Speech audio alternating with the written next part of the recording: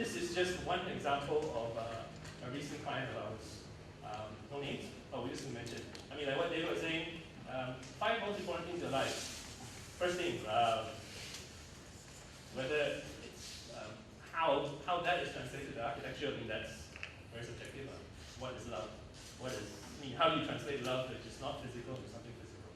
Then it goes into like things like resale value. Yeah, that's very typical Malaysian as well. And photo opportunities, nature feel kind of thing. I mean, they key this in, reading practice. They'll fill this up and they put it all into questions. What we do then is our normal process is we'll send this question to them a couple of days in advance so that within themselves, the couple can go through this in bed, discuss it, fight over it, say whatever they want, type whatever they want. And then we call them in and actually sit them down in the office. And the whole questionnaire will last about maybe 3 hours, 2 3 hours. During that time is when both of them have to commit or will commit to a certain thing. They'll say that, okay, I want a swimming pool. I want a swimming pool that's this long. I want an AV room. I want 2 bedrooms. I want 3 bedrooms. I want my son and daughter to sleep next to each other, that kind of thing. It's also those times when they start to fight. So what do you want a swimming pool for? Who's going to take care of it? So that's when the arguments happen. And that's where we walk out like. So it goes from something very non-technical, like what's the 5 things, favorite things in life, what do you do on a Sunday morning, to things like, you need a golf store, you need shoe rooms, how many pairs of shoes do you fit? That's just the casual shoe, then you have the wardrobe size. So it goes on to questions like, you want an elevator or not, you want a pet compound, whether it's a dog, it's a cat, it's what. It goes very detailed and play area, gym area, it goes on. So that's what we do. And that's how we, in a way, measure our clients. We can't take measurements of them physically, so we measure them in terms of an interview and a discussion. This questionnaire actually happens in the early stage of the project. We have not started design. We have not done anything. We have generally visited the site. And we move on with this kind of questionnaire. The idea is that it also forces them, and it also allows us to know who they are. It's a kind of our way of getting to know you. I want to know who you are. I know what kind of things you do. I know what kind of things you like. I know what you do on the weekend. It's kind of scary in a way, but it's how we dig out information about you guys. So they can actually eventually get very personal with us, where they start talking to us and start certain things, their hobbies, they start to discuss it. And that's where I said, in a way, we're lucky. We've got to know so many different people, so many different lives. And we've kind of like seen a lot of people and how they live. And that's something that I think we're quite fortunate. Okay, this is just some of the projects that we've done. We still do models. We do a lot of models. We've got an entire floor filled with models, and these are just some of them. Okay. Now we're starting to show you some of the houses we have built. Start with the first one. The first one, in fact, is built when I was moonlighting as a lecturer come architect in 2004, whereby a colleague of mine at the time, interestingly, Indian lady at the time, she's 46 and not married. Somehow or other she feels that she has some psychic ability. So she gathered one day 3 families together and then tell them that I had this dream for a month now to put all these families together into one house. They used to live in Commonwealth Village.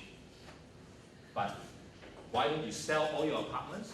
We go somewhere near the jungle and build one house, and therefore our family will prosper. So that was the mandate. So by the time they came to me, that was 2 weeks later. Then they said, David, can you help me build this house? I had a meeting with all my people last night. They were, including herself, 8 adults and 2 teenagers. we are prepared to move in this abandoned housing project near Nilai. Bear in mind they are the urban people, huh? So they want to go there. Nobody lived there at all. So they said, you must build this house for us. So we did that. We were very enthusiastic. We built, interestingly, 2 containers. One to ground floor is to communicate with each other, which means that activities and all that. And the top is basically almost an Iban longhouse, whereby 2 single beds on each room, and in the minimum possible budget that we can muster. And the model, we didn't even bother to do drawings, because at that time we feel that it's better to convince everybody with a model.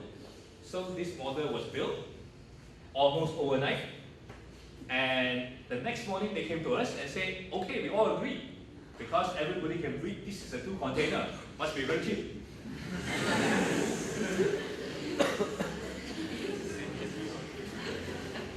So I say, yes, but I forgot to tell you, it's actually we built on timber. Timber on top can be quite expensive. So anyway, he says, well, we still have another problem. Then I said, so I say, what's the problem? They say, hey, we are very far away from everybody, so therefore we need to grow our own vegetable. So we have decided to put the house on one side, and so that half of the side is allowed for vegetable garden.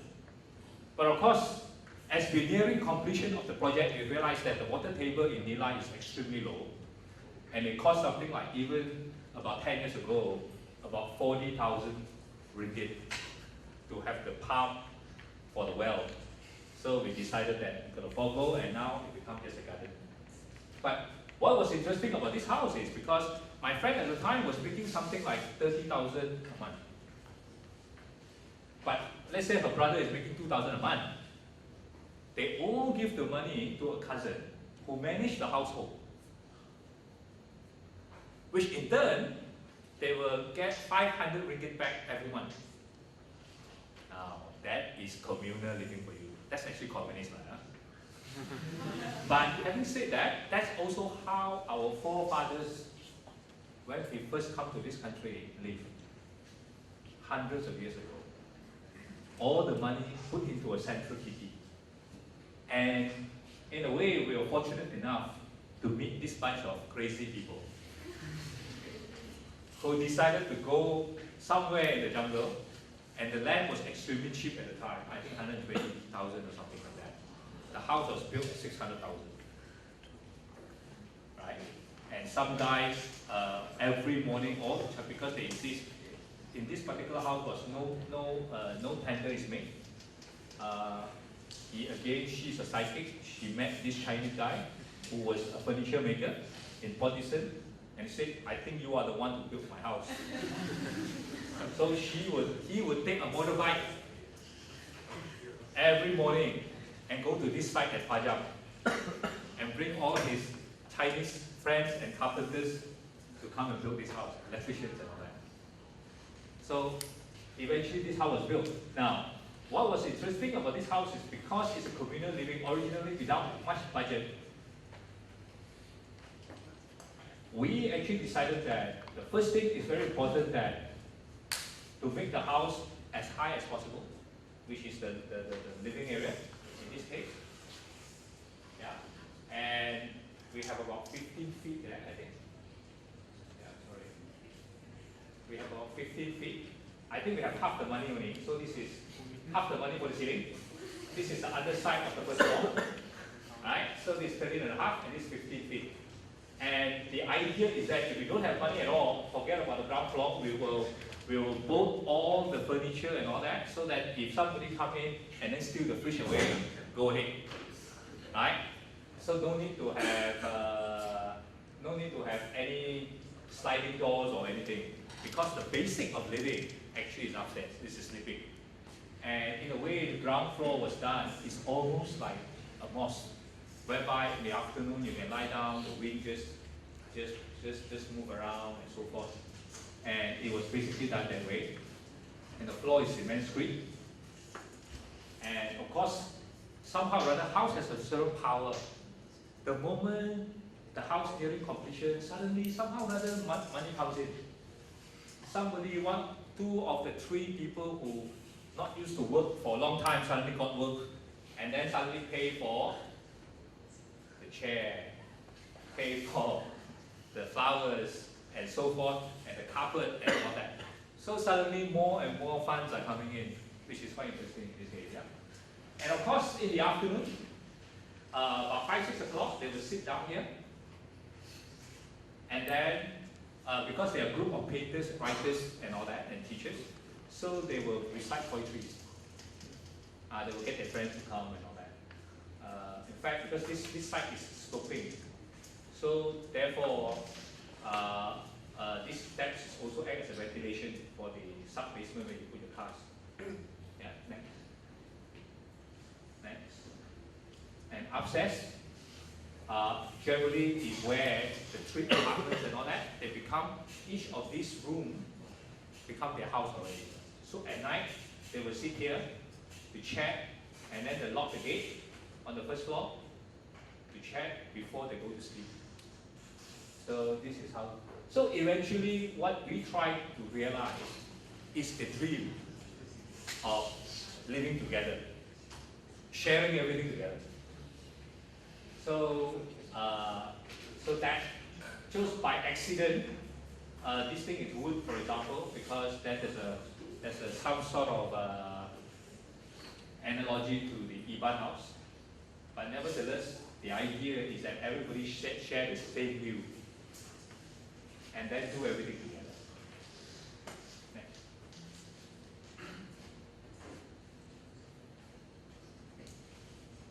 Then we have another project, came around the same time.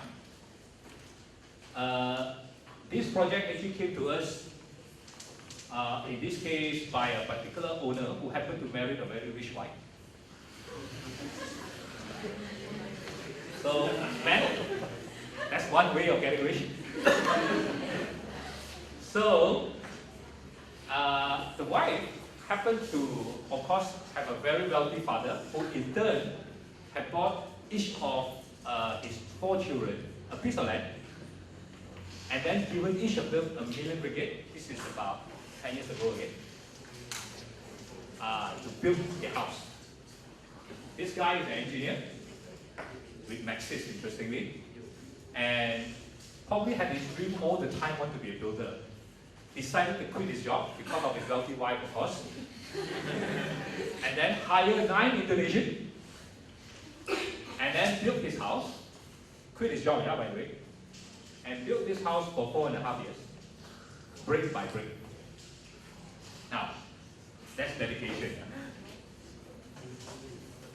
Well, I can see some men keep on smiling. Maybe they had the same opportunity, but missed out. So, and the site is actually, this place is of all places like Bespoke.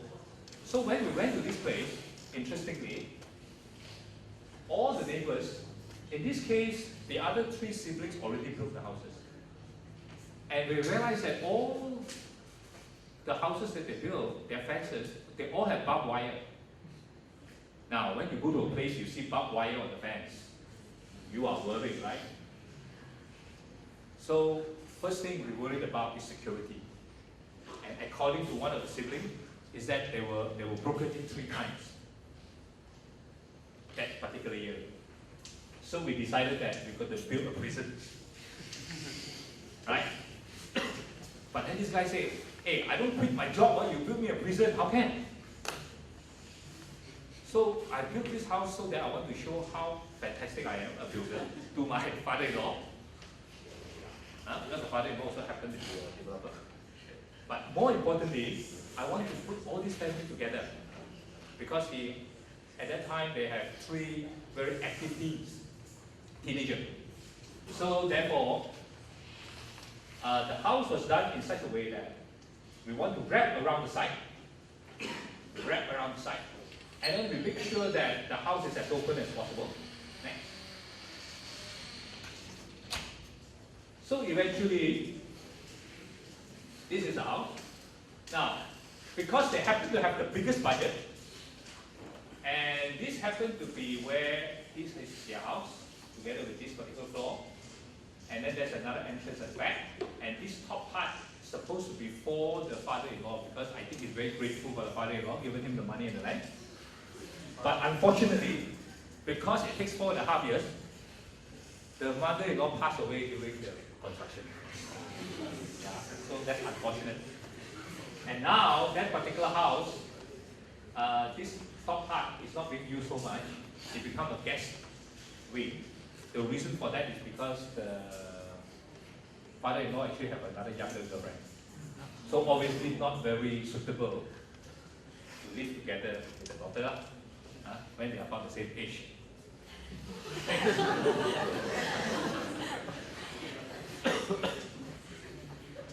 So this becomes the house. Now, what was interesting about it is because this guy, the client has no idea how to start to build. So therefore, luckily this place happened to be about 20 minutes from my office. So literally every second day we will provide sketches. We have a thick notebook which we will have that.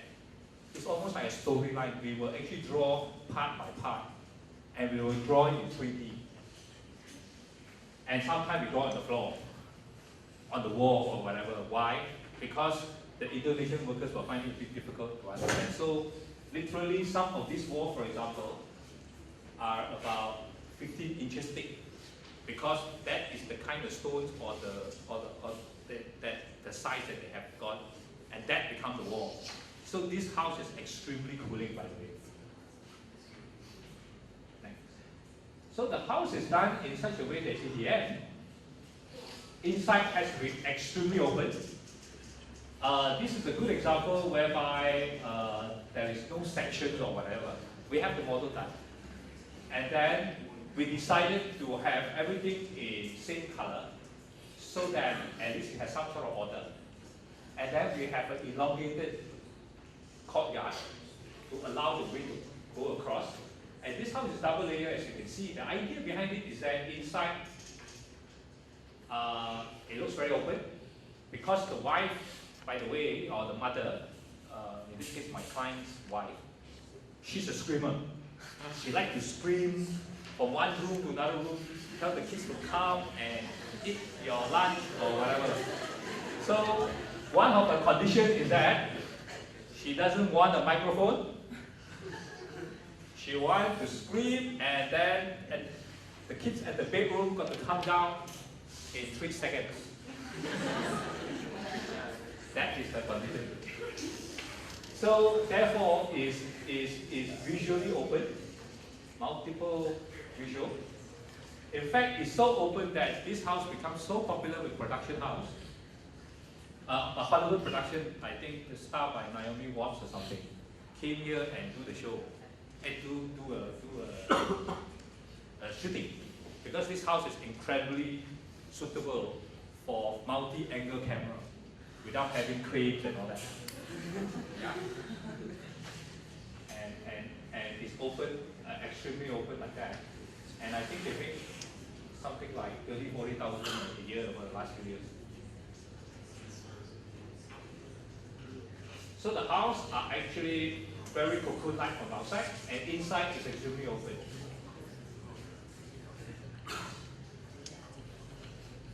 Yeah, this is the angle at night, and it looks very heavy. And the idea behind it is that so that you feel very, you don't feel like going in, right? Now, but I just go back to this now. The idea of this house also in the end is that for the outsider, the feeling is that I don't feel like going in. But for the insider, boy, am I glad I'm inside. So that is the message we would like to put across. Next. This house, RIP, stands for what? Rest in peace. Why rest in peace? When the house is finished, the owner said, I can die in this house. I conducted this interview with a reporter actually on paper.